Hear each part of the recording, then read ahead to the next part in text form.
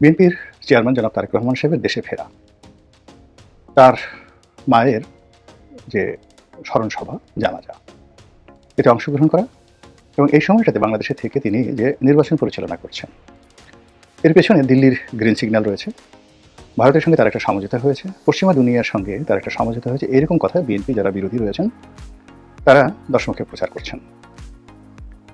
জনাব তারেক রহমান সাহেবের ক্যারেক্টার অ্যাসাসিনেশনের জন্য, চরিত্র নষ্ট করার জন্য আমাদের দেশে কতগুলো পেইড সোশ্যাল ইনফ্লুয়েন্সার রয়েছেন, ভাড়া করা ইউটিউবার। জনাব আনিস আলমগীর এদেরকে টোকাই বলে অভিহিত করেন সাংবাদিক।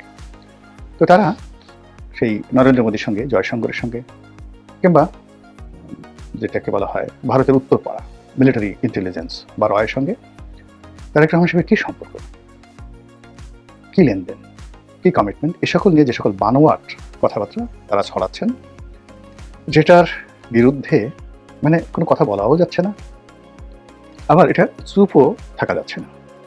আর এই মুহূর্তে বিএনপি এরকম একটা নাজুক অবস্থার মধ্যে আছে। সেই নাজুক অবস্থার কারণে আসলে বিএনপি কোনো কিছু নাড়া দিতে চাচ্ছে না, তারা যে কোনো মূল্যে নির্বাচনের দিকে যেতে চাচ্ছে। কিন্তু বিএনপি যেভাবে খুব সহজে নির্বাচনী বৈতরণী পার হতে চাচ্ছে, আমার কাছে বিষয়টা অতটা সহজ সরল মনে হচ্ছে না। প্রথমত বিএনপি সেই জুলাই আগস্ট বিপ্লবের পর ধরে নিয়েছিল যে তারা নির্বাচন অতি দ্রুত আদায় করতে পারবে এবং 2024 সনের ডিসেম্বর মাসেই নির্বাচনে তারা একটা টার্গেট করেছিল। এবং ওই সময় আপনাদের মনে আছে যে বিএনপি জনসভা করে সেই ডিসেম্বর মাসের মধ্যে 2024 ডিসেম্বরের মধ্যে নির্বাচন তারা দাবি করেছিল। পরবর্তীতে আবার সেটি তারা পিছিয়ে আনে এবং তারা 2025 সনের ডিসেম্বরের মধ্যে নির্বাচনের জন্য জিদ ধরে। এবং এখানে এমন একটা পর্যায়ে চলে আসে যে স্বয়ং তারেক রহমান সাহেব লন্ডন থেকে পয়েন্ট অফ নো রিটার্নে চলে যান যে 2025 সনের ডিসেম্বরে নির্বাচন দিতেই হবে।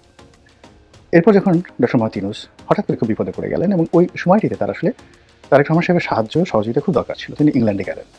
মূলত গেলেন ইংল্যান্ডে রাজার কাছ থেকে একটা পুরস্কার তিনি গ্রহণ করবেন, এটার ওসিলায়, কিন্তু তার আসল উদ্দেশ্য ছিল তারেক রহমান সাহেবের সঙ্গে বৈঠক। এবং তিনি সেই বৈঠকে তারেক রহমান সাহেবের সঙ্গে যে সমঝোতা করলেন, সেখানে এই যে এখন যে নির্বাচনের শিডিউলটি ঘোষণা করা হয়েছে, মূলত সেই সমঝোতার ফল।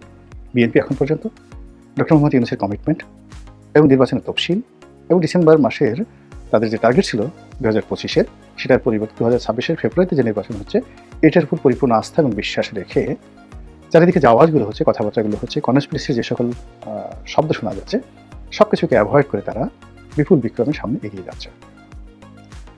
এখানে যে সমস্যা, সেই সমস্যা হলো যে আমাদের দেশের প্রচলিত প্রথা হলো বাড়া ভাতে সবসময় ছাই পড়ে, এটাই বাস্তবতা। তো সেই ক্ষেত্রে একেবারে তীরে এসে নৌকা ডোবা, বাড়া ভাতে ছাই পড়া, এই জিনিসগুলো যে বাঙালির প্রাত্যহিক জীবনে অহরহ ঘটে এবং বাংলা প্রবাদ এবং প্রবচনে যে এই জিনিসগুলো থাকে, এই বিষয়গুলো আমাদেরকে স্মরণ রাখতে হবে। ফলে বিএনপি যে নির্বাচনের পথে যাচ্ছে, গণতন্ত্রের পথে যাচ্ছে, এটা যেভাবে তারা মানে যে প্রাইম ফ্যাক্টর হিসেবে ট্রিট করে তারা যেভাবে এগোচ্ছে, তার সঙ্গে সঙ্গে তাদের বিরুদ্ধে যে চক্রান্ত হচ্ছে, যে দুর্নামগুলো, যে বদনামগুলো, যে কলঙ্কগুলো তাদের উপর আরোপ করার চেষ্টা করা হচ্ছে, সেই বিষয়গুলো তাদেরকে মোকাবেলা করতে হবে এবং এটা না করলে বিএনপি ভুল করবে। এই মুহূর্তে বিএনপি বিরোধী যারা লোকজন আছে, তারা বিএনপিকে ট্যাগ দিতে চাচ্ছে যে তারা ভারতের সঙ্গে একটি দস্তখত বা গোলামি চুক্তি স্বাক্ষর করে তারা বাংলাদেশে আসছে। সেই গোলামি চুক্তিগুলো কি হতে পারে? ইন্টারনেটে বিএনপি বিরোধী যারা লোকজন তারা বলে বেড়াচ্ছে যে শেখ হাসিনার জমানাতে ভারতের সঙ্গে যে দ্বিপাক্ষিক চুক্তিগুলো হয়েছে, কোনো রকম প্রশ্ন ছাড়া এই চুক্তিগুলো বাস্তবায়ন করতে হবে। আর এটা যদি জনগণের মধ্যে প্রচার করা যায়, ভারত বিরোধী মনোভাবকে চাঙ্গা করা যায়, তাহলে বিএনপি এবং আওয়ামী লীগকে ট্যাগ দিয়ে ভারতের দালাল হিসেবে একই ক্যাটাগরিতে ফেলানো যায় এবং সেই কাজটি যারা বিএনপি বিরোধী তারা করে যাচ্ছে। তারা আরও বলার চেষ্টা করছে যে সাবেক স্বৈরাচার, সাবেক ফ্যাসিবাদ শেখ হাসিনার সঙ্গে তারেক রহমান সাহেবের টেলিফোনে কথা হয়েছে, 7 মিনিট, 8 মিনিট, 10 মিনিট কথা হয়েছে। তারা বলার চেষ্টা করছে যে সংসদ ভবনে এসে জয়শঙ্করের সঙ্গে তারা ঘণ্টাধিক, 1 ঘণ্টার চেয়ে বেশি সময় তারা একান্ত বৈঠক করেছে। তারা বলার চেষ্টা করছে যে আওয়ামী লীগকে রাজনীতিতে পুনর্বাসন করার জন্য বিএনপি সাহায্য করবে এবং তারেক রহমান সাহেব প্রধানমন্ত্রী হওয়ার সঙ্গে সঙ্গে আওয়ামী লীগ প্রথমে রাজনীতি করার সুযোগ পাবে, এরপরে শেখ হাসিনা বাংলাদেশে আসার সুযোগ পাবে। এই সকল কথাবার্তা কিন্তু বলা হচ্ছে। তো এই সকল কথার কোনো জবাব হয় না, ফলে বিএনপি জবাব দিচ্ছে না, কিন্তু এগুলো তলে তলে কিন্তু ভীষণ রকম একটা এন্টি ভারত সেন্টিমেন্ট এবং এন্টি বিএনপি সেন্টিমেন্ট তৈরি হচ্ছে এবং এটা কাঁপছে, ট্রাভেলিং ইন ফিয়ার। এর মধ্যে বিএনপির বেশ কয়েকজন নেতা, সালাউদ্দিন সাহেব, তারপর আমির হোসেন মাহমুদ চৌধুরী, তাদেরকে ভারতের দালাল বানিয়ে নানা রকম ট্যাগ দেওয়া হচ্ছে। দলের মধ্যে বেগম খালেদা জিয়ার মৃত্যুর পর যারা খালেদাপন্থী হিসেবে পরিচিত ছিলেন তাদের একটি অংশ মির্জা ফখরুল সাহেবকে বাদ দিয়ে সালাউদ্দিন সাহেবকে দলের মহাসচিব করা হবে, এটা নিয়ে একটা বিতর্ক। রুহুল কবির রিজভী বনাম সালাউদ্দিন সাহেব, এটা নিয়ে একটা দ্বন্দ্ব। এই জিনিসগুলো তারেক রহমান সাহেবকে ফেস করতে হচ্ছে। একই সঙ্গে নানা পক্ষের নানা চক্রান্ত, নিরাপত্তা হুমকি এবং দেশের অর্থনীতি, সামাজিক প্রেক্ষাপট সব মিলিয়ে বিএনপিকে রীতিমতো নাস্তানাবুদ করে ছাড়ছে। আর সেই নাস্তানাবুদের মধ্যে যদি এরকম একটি প্রচার চালানো হয় যে আগামীতে শেখ হাসিনা বাংলাদেশে আসবেন এবং তারেক রহমান সাহেবের হাত ধরে, বিএনপির জমানাতে বিএনপি ক্ষমতায় আসার সঙ্গে সঙ্গে আওয়ামী লীগ বাংলাদেশে ফিরে আসবে, এই ন্যারেটিভগুলো যারা প্রচার করছেন তারা যদি সফল হয়ে যান আগামী 1 মাসের মধ্যে, জানুয়ারি মাসের মধ্যে, তাহলে আপনি ধরে নিতে পারেন যে ফেব্রুয়ারির নির্বাচনে জয় পরাজয়, বিএনপির অস্তিত্ব সব কিছুই কিন্তু একটা হুমকির মধ্যে পড়বে। তো এটাকে আসলে অনেকটা স্যাটায়ার করার জন্য মূলত এখানে আজকে শিরোনামটা তৈরি করেছি। সেটি হলো যে বিএনপির উচিত যে হ্যাঁ, ভারতের সঙ্গে আমাদের কথা হয়েছে, ভারত বিএনপি যদি গণতান্ত্রিকভাবে নির্বাচিত হতে পারে তাহলে সেক্ষেত্রে ভারত আওয়ামী লীগের যারা লোকজন রয়েছে তাদেরকে বন্দি বিনিময়ের চুক্তির অধীন সেটা রেসপেক্ট করে তাদেরকে বাংলাদেশে ফেরত দেবে। এবং একথা যদি বিএনপি যারা লোকজন আছে তারা দশমিকে প্রচার করতে পারে যে ভারতের সঙ্গে আমাদের কথাবার্তা হয়েছে, যেহেতু কথাবার্তা হয়েছে এটা ওপেন সিক্রেট, তাহলে কি কথা হয়েছে? এখন কথা হয়েছে যে আগের চুক্তিগুলো রাখতে হবে, ট্রানজিট দিতে হবে, ভারতের দাস হতে হবে, শেখ হাসিনাকে রাজনীতি করার সুযোগ দিতে হবে। এই কথাগুলোকেই যদি উল্টে দেওয়া হয় 180 ডিগ্রি অ্যাঙ্গেলে, সেই অ্যাঙ্গেলে যদি বলা হয় যে ভারতের সঙ্গে আমাদের কথা হয়েছে, শেখ হাসিনার জমানাতে যে সকল চুক্তি হয়েছে সেই চুক্তিগুলো আবার নতুন করে পুনর্মূল্যায়ন হবে, পুনর্বিবেচনা হবে।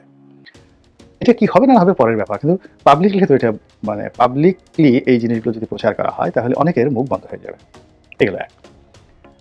2 নম্বরে যেটা বলা যায় সেটি হলো যে ভারতের সঙ্গে আমাদের যে বন্দি বিনিময় চুক্তি রয়েছে, বাংলাদেশে যে সকল তালিকাভুক্ত আসামি রয়েছে ভারতে আছে, ভারতের মাটিতে, ইনক্লুডিং হাদির হত্যাকারী যদি ভারতে থাকে, ভারতের সঙ্গে আমাদের কথা হয়েছে।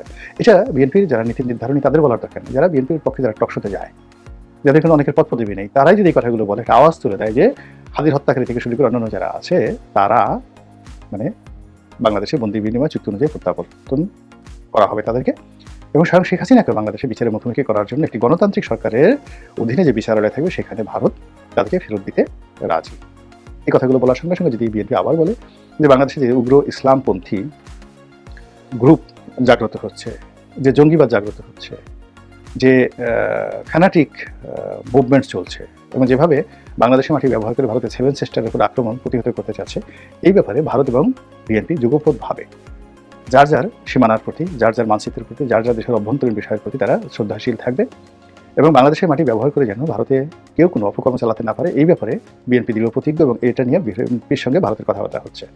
আর ভারতও তাকে নিশ্চয়তা দিয়েছে যে ভারতের সঙ্গে যে সকল বিষয় এখন অমীমাংসিত রয়েছে সেই অমীমাংসিত বিষয়গুলো ভারত দ্রুত বিএনপি নেতৃত্বে নিষ্পত্তি করতে ভারত বিএনপির সাথে তারেক রহমান সাহেবের সাথে তারা প্রতিজ্ঞাবদ্ধ হয়েছে। এই কথাগুলো যদি তারা প্রচার করতে থাকে 10 মুখে, তাহলে এই যারা বিএনপি বিরোধী প্রচারণা করছে তাদের মুখে রীতিমতো চুনকালি পড়ে যাবে।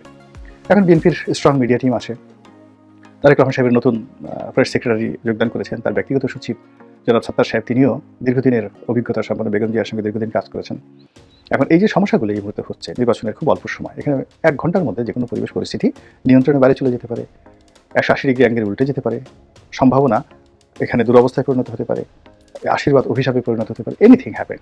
তো সেক্ষেত্রে যদি বিএনপি তার মিডিয়া সেলকে, তার প্রচারণাকে, তার প্রোপাগান্ডাকে ঠিক ওইভাবে শানিত না করে তাহলে অনেক সম্ভাবনা হয়তো সমলে বিনষ্ট হয়ে যেতে পারে।